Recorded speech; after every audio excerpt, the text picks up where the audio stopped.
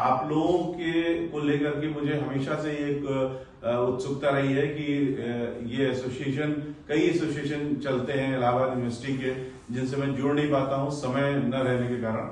तो अब मैं इन जो भाव मैं व्यक्त कर रहा हूँ, ये सारे भावों के साथ मैं जुड़ रहा हूँ और आप लोगों के साथ रहना चाहता हूँ, आप लोगों से मिलना चाहता हूँ, ताकि आप लोगों के जीवन के भी जो अनुभव हैं वो सब समाज तक पहुंच सके। तो ये हम लोगों की कोशिश है और इसी कोशिश का नतीजा है ये रामायण फेस्टिवल। हम लोग कैसे कोई काम शुरू करें और बातें हम लोग करते हैं, लेकिन कोई ऐसा सिरा नहीं मिलता है जिसको पकड़ करके हम लोग आगे बढ़ें और सच में समाज तक पहुंच सके और अपनी जो योगदान हम देना चाहते हैं वो दे पाए।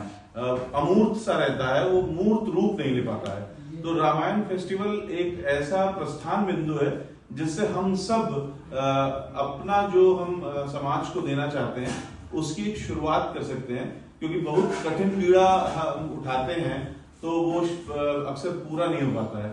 लेकिन रामायण फेस्टिवल एक ऐसी चीज है जिसमें हम सब अपने से भावों को भी अगर देंगे तो वो भी समाज के काम आएगा और उस बहाने हम जितना चाहेंगे उतना आगे बढ़ करके उसमें योगदान दे पाएंगे।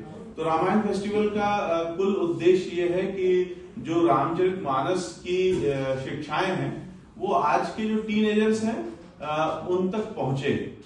डॉक्टर शिखा तिवारी ने एक किताब भी रामचरितमानस पर लिखी है, उसको भी मैं पढ़ रहा था और उन सब से गुजरते हुए ये ख्याल आया कि जो टीनेजर्स हैं उन तक कैसे पहुंचा जाए, क्योंकि आजकल की जो पीढ़ी है वो हमसे बहुत ज्यादा समझदार है और हम सबको उन पर गर्व है। क्योंकि मैं देखता हूं कि मुझसे जो छोटे भाई बहन हैं मेरे रिश्तेदारों में और आसपास के जितने भी छोटे बच्चे हैं वो बहुत ही ब्रिलियंट हैं और मुझसे तो बहुत ही ज्यादा मैं देखता हूं कि इतना अनुभव होने के बावजूद बिना बहुत ज्यादा समाज में अनुभव हुए भी उनके अंदर समझदारी बहुत ज्यादा है। लेकिन वो रामचरितमानस और हमारी जो परंपरा है उससे उतना नहीं जोड़ पाए हैं। इसका कोई ऐसा नहीं है कि उनके ऊपर कोई निगेटिव असर है और वो कुछ पीछे हैं, लेकिन क्या ही अच्छा हो कि वो जो कुछ भी लेकर के आगे बढ़ रहे हैं उसमें ये थाती भी मौजूद हो, तो शायद सोने पे सुहागा हो जाएगा।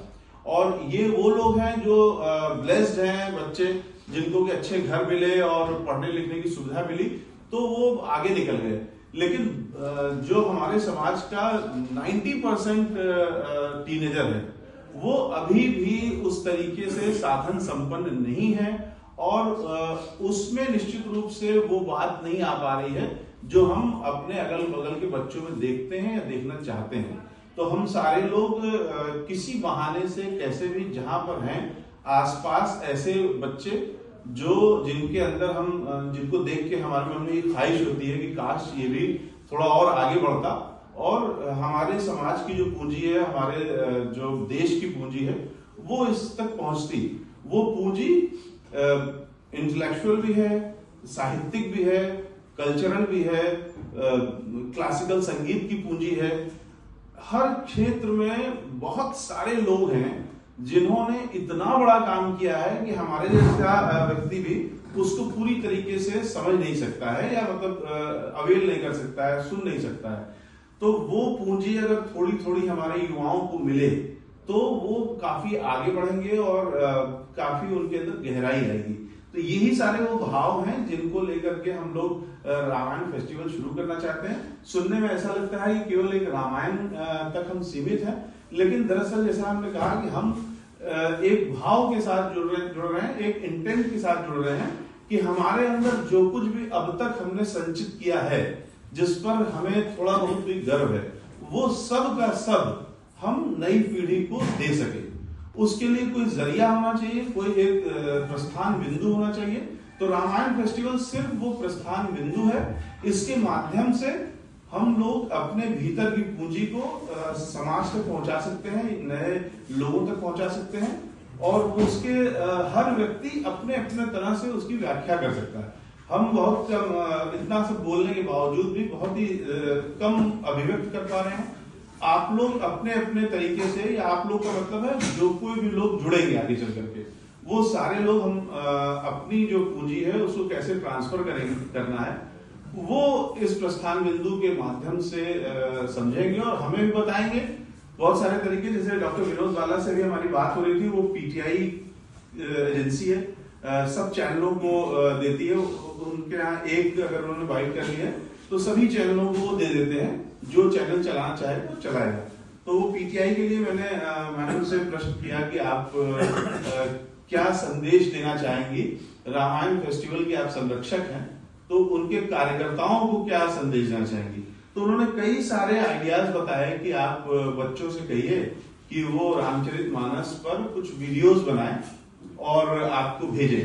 उस वीडियो बनाना महत्वपूर्ण नहीं है, उस वीडियो बनाने के पीछे का जो प्रोसेस है, उस प्रोसेस में जब बच्चे पढ़ेंगे तो अपने आप कुछ लर्न करेंगे, वो लर्निंग देना ही ज्यादा महत्वपूर्ण है।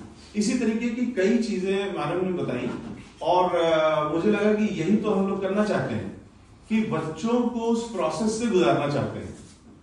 तो ये मैडम ने एक चीज बताई, आप सबके, मुझे एकदम पूरा यकीन है कि आप सबके मन में कुछ ना कुछ इस तरीके की नई बात होगी।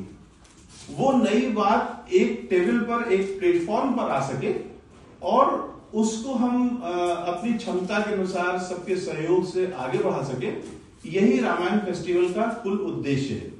बाकी तो बेसिक चीजें हम सब जानते हैं कि रामचरितमानस की शिक्षाएं अगर जन जन तक पहुंचेंगी, युवाओं तक खासकर पहुंचेंगी, टीनेजर्स तक पहुंचेंगी, तो हम सभी जानते हैं कि उसका क्या फायदा होगा। लेकिन एकदम नटशेल में आखिरी बात फिर से मैं रिपीटेड तरीके से कहना चाहता हूं कि इस प्लेटफॉर्म के माध्यम से हम सब ने अब तक जो कुछ भी संचित किया है वो हम नई पीढ़ी को, युवाओं को, खास तौर से टीनेजर्स को ट्रांसफर करना चाहते हैं। यही रामायण फेस्टिवल का उद्देश्य है।